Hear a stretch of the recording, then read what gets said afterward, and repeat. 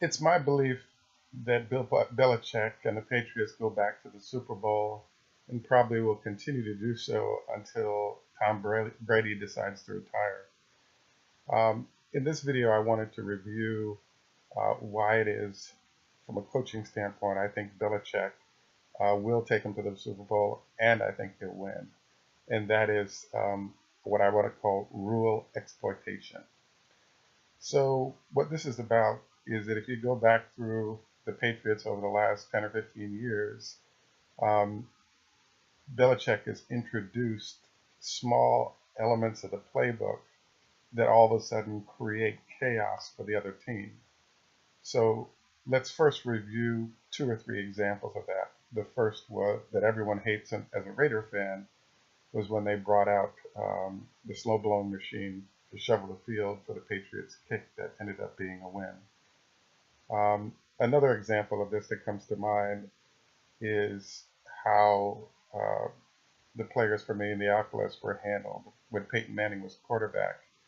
And in those cases, the Patriots defenders figured out how much holding or grabbing the referees were going to allow, and they went to that level, which resulted in them going and winning the Super Bowl over, I thought, a better Indianapolis team.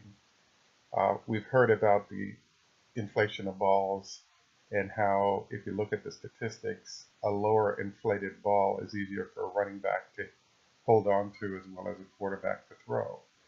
So Brady and company was able to reduce the number of fumbles and improve his throwing ability by soft footballs.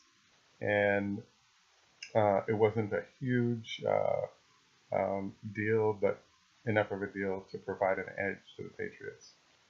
The final, another example of rule exploitation would be, announcing a defensive lineman or an offensive tackle as an eligible receiver, and how that affects the defense.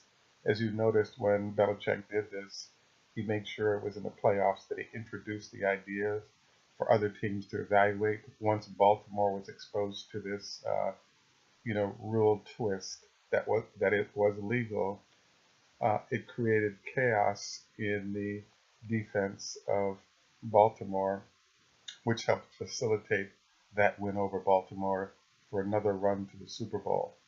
So after reviewing all of these examples, the question is, what does the future look like? And the answer is that Belichick recognizes that the gap isn't that wide. I believe that for this Super Bowl and for the next, there'll be a new element of rules that'll be bent in order to facilitate a Patriot win because things are so tight. In this case, I believe that the new rule bends will focus on understanding what and when the refs will or won't make calls. So in general, refs prefer not to decide a game. So I've noticed that Belichick's defenders do an excellent job of identifying how much holding or other activities they can do and get away with it. And it all is driven by studying tape on the referees to find out what they will and won't allow. In this game, I expect there to be at least 4 or 5 critical situations where the Patriots are not called for a hold or other activities that result in either an important play or first down or possibly a touchdown. But at the same time, anyone else trying the same thing from the opposing team will be flagged immediately, which is part of the advantage that goes with being the home team as well as being Mr. Belichick.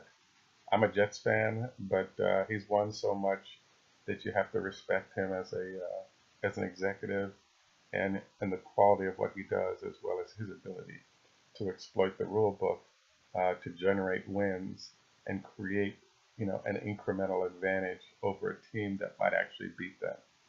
So another reason I think the Patriots easily win and go all the way to the Super Bowl and win it likely this year is that the league is going to be treated to a new element of how the rule book works that most teams hadn't thought about, that was buried in a dusty corner that has been whipped out in order to give the Patriots an advantage. And you have to tip your hat to the process that Bill Belichick has.